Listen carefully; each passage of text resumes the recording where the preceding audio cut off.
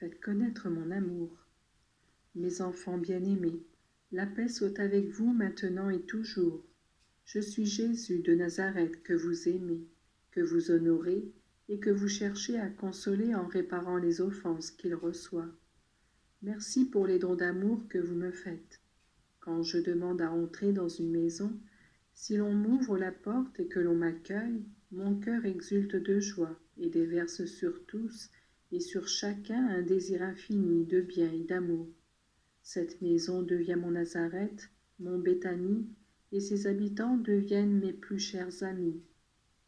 Que de familles je voudrais sanctifier ainsi, les faisant des oasis dans le désert du monde. Toutefois, je ne peux ôter la croix à mes amis, car je devrais les priver des joies très pures et infinies du paradis. Toute âme doit en effet arriver au ciel en parcourant le chemin du calvaire.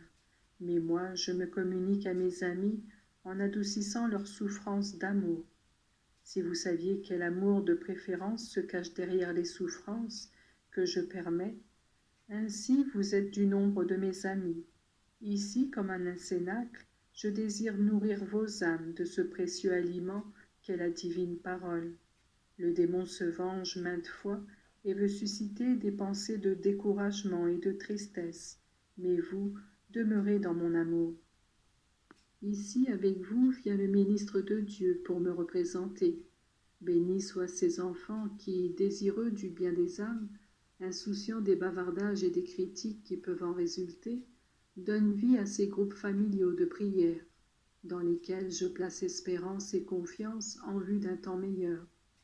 Je bénis tout le monde d'un grand geste d'amour, collaborateurs et membres de la famille, prêtres et laïcs, enfants et adultes, et je promets que cette maison aura ma protection et mon assistance paternelle jusqu'à la 3e et à la 4e génération.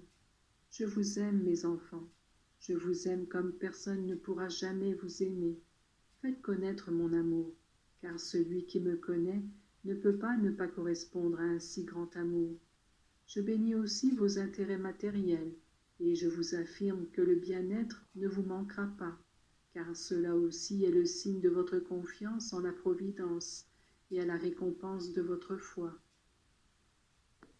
Comme des brebis à l'abattoir. Mes enfants bien-aimés, la paix soit avec vous. Je suis Jésus miséricordieux, victime pour vous et votre salut. Dans le monde aujourd'hui encore, je suis conduit comme une brebis à l'abattoir, selon la prophétie d'Isaïe, mais hélas, aussi bien la prophétie que mon martyre demeurent méconnus. Beaucoup disent, comment pouvons-nous croire si personne ne nous annonce la vérité? Moi, j'y pourvois. Quelquefois, même miraculeusement, je suscite des maîtres de vérité, comme lorsque j'ai envoyé Philippe à l'eunuque. Mais seront-ils écoutés? Or, voici que je vous choisis, vous aussi, pour faire connaître les désirs de mon cœur.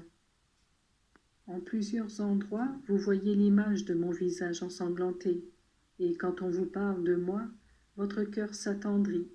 Eh bien, sachez parler ainsi, de manière à attendrir les cœurs à propos de ce qui m'afflige dans le monde.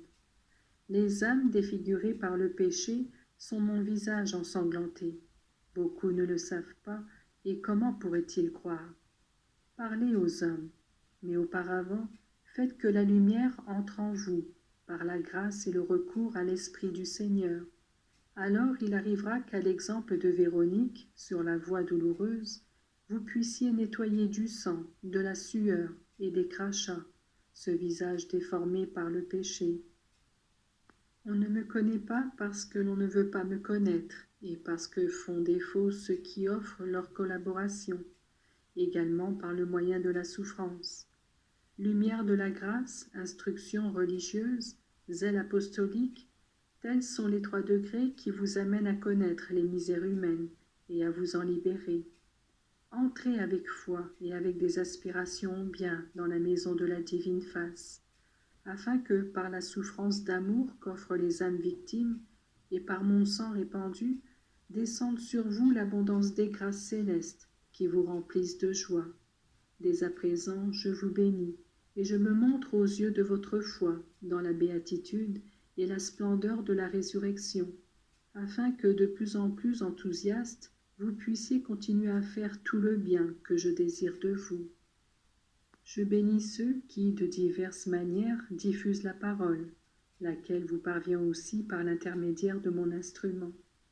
Quand vous demandez des grâces, au nom de ma divine face, vous augmentez sa gloire, non pas la gloire infinie qui lui vient de Dieu et qui en tant que telle ne peut être accrue, mais cette gloire extérieure qui contribue à la plus grande connaissance parmi les hommes de l'annonce évangélique.